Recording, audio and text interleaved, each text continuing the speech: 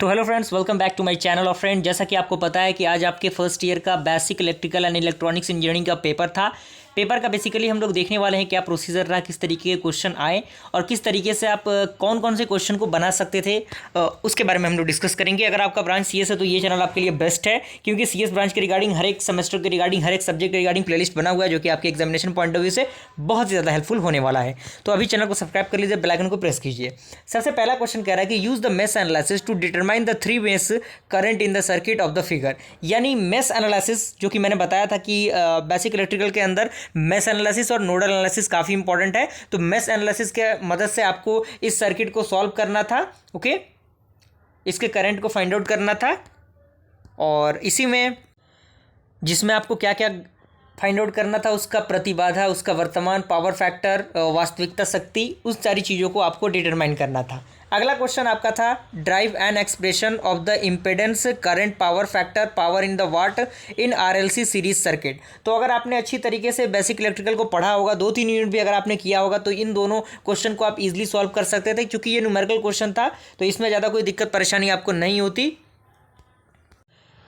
अगला question friend इसी में था कि यूजिंग द सुपरपोजिशन थ्योरम, जो कि मैंने बताया था कि थेवेनिन्स थ्योरम और सुपरपोजिशन थ्योरम काफ़ी इंपॉर्टेंट है, तो उसके मदद से आपको इसको सॉल्व करना था। V नॉट के वैल्यू को इसमें फाइंड आउट करना था आपको, जो कि यहाँ पे दिया हुआ है। तो आप जो आपका सुपरपोजिशन थ्योरम था उसके अकॉर्डिंग आप इसको सॉल्व कर सकते थे उसको, ओके। यानी क्वेश्चन नंबर 1 का ए पार्ट और बी पार्ट में कोई दिक्कत परेशानी आपको नहीं होती। उसके बाद आपका क्वेश्चन कह रहा है कि discuss about the star delta transformation using the suitable example, जो कि क्वेश्चन फ्रेंड काफ़ी इंपॉर्टेंट है। Star delta, delta two star, तो उसके किस तरीके से कन्वर्जन होता है, उसमें एक सुटेबल एग्जाम्पल आपको दे देना था।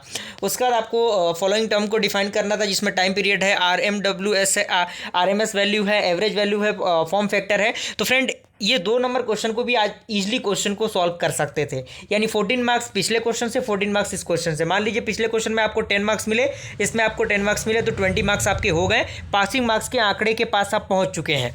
आगे हम देखते हैं किस प्रकार के क्वेश्चन पूछे गए हैं। अगला क्वेश्चन फ्रेंड आपको पूछा गया है, कुछ डेटा आपको दिया गया है, जिसमें आपको कैलकुलेट करना है इंपीडेंस क्या होता है, करंट इसका क्या है, फैक्टर पावर क्या है, रियल पावर क्या है, कौन कौन से इसके वैल्यूज होंगे। तो सारी चीज़ें आपके सामने दी हुई हैं, बस आपको putting the value getting the result, यानी फॉर्मूला को अप्लाई करना होता है और रिजल्ट को फाइंड आउट करना होता है। भले ये यूनिट अगर इधर उधर हो तो चलेगा, लेकिन आपका प्रोसीजर सही होना चाहिए। तो आप इस क्वेश्चन को भी सॉल्व कर सकते थे। 3 का है, ओके। 3 का बी आप कर सकते थे, उसमें कोई दिक्कत परेशानी नहीं होती। तो मान लीजिए आपको 8 में से 5 क्वेश्चन तो बनाने ही थे, तो 3 क्वेश्चन लगभग आपने बना ही लिया। तो मान लीजिए कि यहाँ से आपको 5 मार्क्स मिले, 20 मार्क्स वहाँ से, 5 मार्क्स यहाँ से, कितने हो गए, 25 हो गए।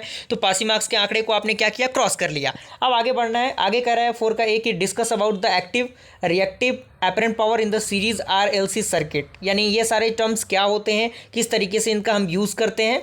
एंड इसी में बी पार्ट कह रहा है कि discuss about the magnetization characteristic of the ferro magnetic material, यानी फेरो मैग्नेटिक जो मटेरियल होता है उसके मैग्नेटाइजेशन की कैरेक्टरिस्टिक्स को आपको डिफाइन करना था। तो अगर आपने पढ़ा होगा, 2-3 यूनिट अगर आपने किया होगा, तो आप इस क्वेश्चन के भी जवाब को दे सकते थे।